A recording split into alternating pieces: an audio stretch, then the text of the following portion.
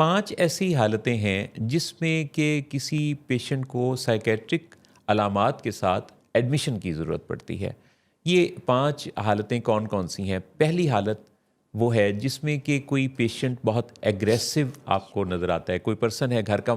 کوئی فرد ہے جو بہت ایگریسو ہے، مار دھاڑ میں جا رہا ہے، وہ فزیکل ابیوز کر رہا ہے، وہ گالیاں دے رہا ہے، وہ نقصان پہنچا رہا ہے، چیزیں توڑ رہا ہے، باہر بھی چھوٹی چھوٹی بات پر لڑ پڑتا ہے۔ اب یہ ایک دماغ کی بدلی ہوئی کیفیت ہے جس کے اندر اس کو باقاعدہ طور پہ ہیلپ کی ضرورت ہے، اور وہ چونکہ ہیلپ لینے کے لیے آمادہ نہیں ہے تو اس کو علاج کے لیے داخل کرنا پڑے گا۔ جی دوسری وہ حالت ہے جس میں کہ کوئی شخص ایسے خیالات میں چلا گیا ہے کہ جیسے وہ کوئی بہت بڑی کوئی ہستی ہے، وہ سمجھتا ہے کہ اس کو سب پتہ ہے، وہ ایک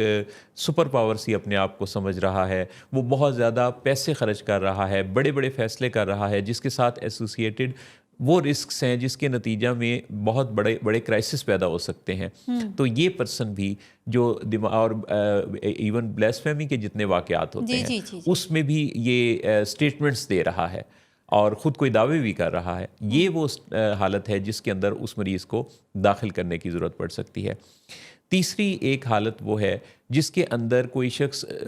اپنی زندگی کو ہی ختم کرنا چاہتا ہے، وہ سوئسائڈل اٹیمپٹ کرتا ہے، وہ مرنے کی باتیں کرتا ہے، وہ اپنے آپ کو الگ تھلگ کر لیتا ہے، وہ مایوسی کے ایسے ایونٹس کریٹ کر رہا ہے جس کے ساتھ وہ اپنے آپ کو نقصان پہنچانے سے لگتا ہے کہ اگر اسے نہ روکا گیا تو وہ اپنے آپ کو خدا نخواستہ کوئی نقصان پہنچا لے گا، تو ایسی حالت میں بھی پھر اس کو داخل کرنے کی، ایڈمٹ کرنے کی ضرورت ہوتی ہے۔ پھر ایک چوتھی جو حالت ہے جس میں کہ کوئی یہ سمجھتا ہے کوئی فرد کہ دوسرے میرے دشمن ہیں، وہ دوسروں کے بارے میں گمان رکھتا ہے کہ کوئی مجھے مارنا چاہتا ہے، میرا پیچھا کر رہا ہے، میرے کھانے میں کوئی چیزیں ملائی جا رہی ہیں، مجھے زہر دینے کی کوئی کوشش کر رہا ہے، گھر کے اندر کا بندہ، کوئی گھر بیوی یا گھر والوں میں سے کوئی، یا باہر کے کوئی لوگ ہیں جو میرے دشمن ہو گئے ہیں۔ وہ کیمرے لگاتا ہے، وہ ویپنز خریدتا ہے، وہ چپکے نظر رکھنا شروع کر رہا ہے، دوسروں کو دیکھتا ہے تو یہ دیکھتا ہے کہ یہ میرے خلاف کوئی سازش کر رہے ہیں، اور وہ باہر تانکا جھانکی ارد گرد اس کو اڑوس پڑوس ہر طرف سے یہی لگتا ہے کہ مجھے نقصان پہنچانے کی پلاننگ ہو رہی ہے۔ یہ بھی وہ حالت ہے جس میں کہ وہ اپنے آپ کو مریض نہیں سمجھ رہا، تو وہ ایسے مریض کو پھر کوئی بڑے نقصان سے پہلے داخل کرنا ہوگا۔ اور اسی طرح سے ایک جو حالت ہے جس کے اندر کوئی پیشنٹ دوائیاں لے رہا ہے کافی عرصے سے،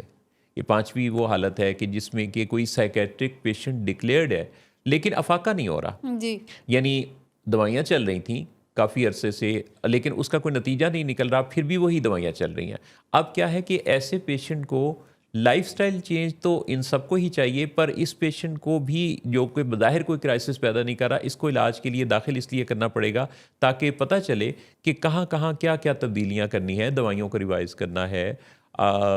پھر اس کے علاوہ اس کے لائف سٹائل چینج پر کیا کام کرنا ہے۔ اچھا، ایڈمیشن کے ساتھ جو ٹریٹمنٹس ہوتے ہیں یہ اس طرح کا ایڈمیشن نہیں ہے کہ جس میں کسی دوسری بیماری کے ساتھ جب پیشنٹ داخل کیا جاتا ہے تو اس کو ڈرپس لگ رہی ہوتی ہیں، اس کو انجیکشنز لگ رہے ہوتے ہیں، اس کو کوئی بلڈ ڈونیٹ کرنے کے لیے کوششیں کی جا رہی ہیں، یا وہ اس کو کوئی جسمانی طور پہ اس کی کوئی سرجیکل پروسیجر نہیں ہے۔ یہ ایڈمیشن تو صرف یوں ہے کہ چونکہ وہ آمادہ نہیں ہے نا علاج کے لیے، مدد کے لیے، اسے پتہ ہی نہیں چل رہا اسے اپنی حالت کا، تو گھر والوں نے فیصلہ جب کیا تو اس فیصلہ کرنے کی ضرورت کے نتیجہ میں جو اس کی دوائیاں ہیں وہ ہو سکتا ہے کہ شروع میں کوئی ایک دو دفعہ اس کو کوئی انجیکٹیبلز کی ضرورت ہو جو کہ جیسے اثر کرنا شروع کرتے ہیں، جو کہ دماغ کے اندر جو ایگریشن والے کیمیکلز ہیں ان کو بلاک کرنے والی دوائی ہوتی ہے، اور اس کے اثر کے پورا ہونے سے پہلے ہی پیشنٹ کے ساتھ ہونے والی بات چیت سے پیشنٹ بات چیت سننے کے قابل ہو جاتا ہے، اور پھر اس کو اورل میڈیکیشن پہ شفٹ کر دیا جاتا ہے، اور اس دوران پھر اس کے ساتھ بات چیت سے اس کو ایڈجسٹ ہونے میں مدد ملتی ہے۔ اچھا، اب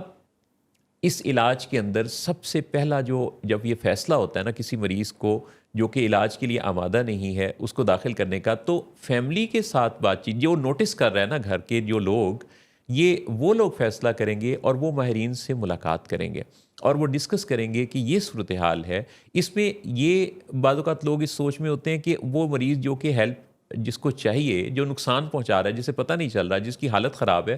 وہ آمادہ نہیں ہے، تو پھر انتظار کرتے رہتے ہیں یا سوچتے ہیں کہ ہم کریں تو کریں کیا. لیکن اس کے کی طرف سے تو فیصلہ نہیں آئے گا، فیصلہ کریں گے فیملی ممبرز. سو ماہرین سے مشورے سے راستے ملیں گے کہ کیسے کیا کیا سٹیپس ہیں جن کی مدد سے اس طرح کے پیشنٹ کو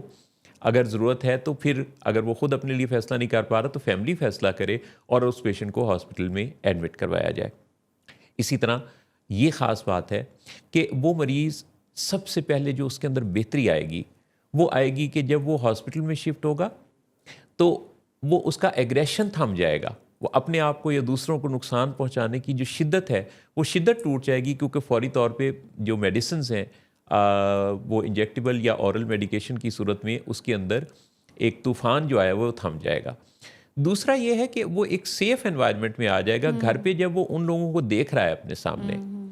تو ان کو دیکھ کے اس کے جذبات بھڑک رہے ہیں، جس کے ساتھ اس کی پرانی وابستگی ہے، تعلق ہے، یادیں ہیں، میموریز ہیں، وہ ان لوگوں کو کے قابو نہیں آ رہا اور وہاں وہ زیادہ شدت میں ہے. جبکہ جو ہاسپٹل کا عملہ ہے جب وہ یہاں آتے ہیں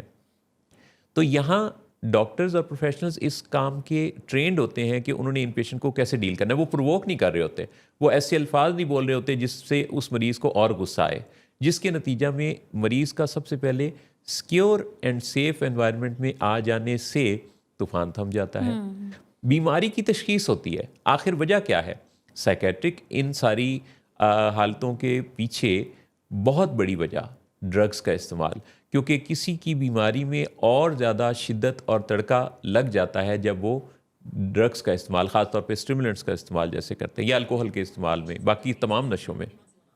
تو کیا کرنا ہے کہ جب پیشنٹ داخل ہوا، تشخیص ہوئی، پتہ چلا، ٹیسٹ ہوئے، دوائیاں شروع ہو گئیں، اب کیا رول آ گیا؟ اب آ گیا سائیکو تھیراپی کا رول، جس میں کہ جو ماہرین نفسیات ہیں وہ اپنی تھیراپیز 1-to-1 تھیراپی کے ذریعے، گروپ تھیراپی کے ذریعے بڑے ہی عزت و احترام کے ساتھ ایسے الفاظ میں جن الفاظ کے ساتھ اس کے اندر ریئلائزیشن پیدا ہو، وہ سب سے پہلے تو کمفرٹیبل ہو جائے، بات چیت سننے کے لیے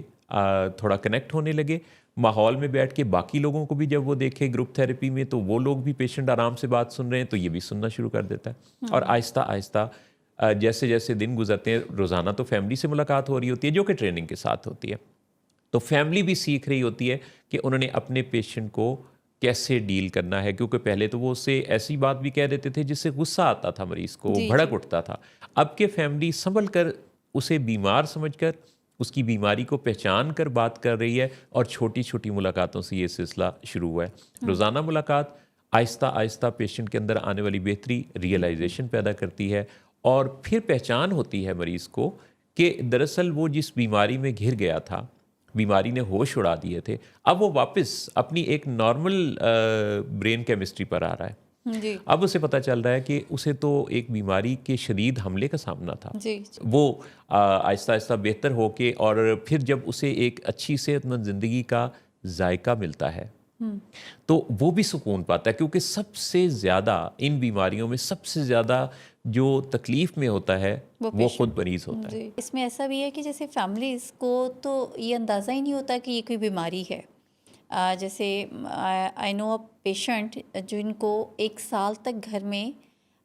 گیٹ پہ لاک لگا کے گھر میں، مطلب ہی واز جسٹ فری، مگر مین گیٹ پہ لاک تھا، صرف ایسے ہی اسی لیے رکھا گیا کہ with the passage of time he will be fine. اور انہیں یہ نہیں پتہ تھا یہ بیماری ہے. وہ یہ سمجھتے تھے کہ بس یہ کچھ اس کو نظر لگ گئی ہے یا بس یہ اللہ سے دور ہو گیا ہے. اور اس پہ جو بھی ہمارے یہاں پہ کامن سینس کے ساتھ ٹریٹمنٹ کیے جاتے ہیں وہ اس پہ عمل کر رہے تھے. جیسے فیملی کو پتہ چلا اور مریض علاج میں آیا، مریض کو داخلے کی ضرورت تھی تو ظاہر ہے اسے داخل کیا گیا. تو اس کے بعد پیشنٹ نے یہ بتایا کہ میں خود یہ کہتا تھا کہ کوئی ایسا میریکل ہو کہ میں ٹھیک ہو جاؤں. یعنی جب مجھے آوازیں سنائی دیتی تھیں کانوں میں یا لوگ چلتے پھرتے نظر آتے تھے تو مجھے وحشت ہوتی تھی، سب سے زیادہ خوف خود ہوتا تھا. ابھی محسن صاحب نے بہت اچھے سے خوبصورتی سے وہ سارے 5 طریقے آپ کو بتائے، جس میں کہ اور کوئی باقی گنجائش نہیں بچتی کہ ہم کسی کامن سینس سے مریض کو ٹریٹ کریں، بلکہ اس میں داخلے کی ہی ضرورت ہوتی ہے. مریض کو انٹینسیو کیئر کی ضرورت ہوتی ہے. جہاں پہ اس کو نہ صرف علاج دوائیاں بلکہ اس کو اس کی کاؤنسلنگ بھی کی جاتی ہے، سونے جاگنے کی روٹین اسٹیبلشڈ ہوتی ہے، ہیلدی لائف سٹائل اس کا اسٹیبلشڈ ہوتا ہے جو کہ کمپرومائز ہو چکا ہوتا ہے ایکٹیو ایلنس کے اندر.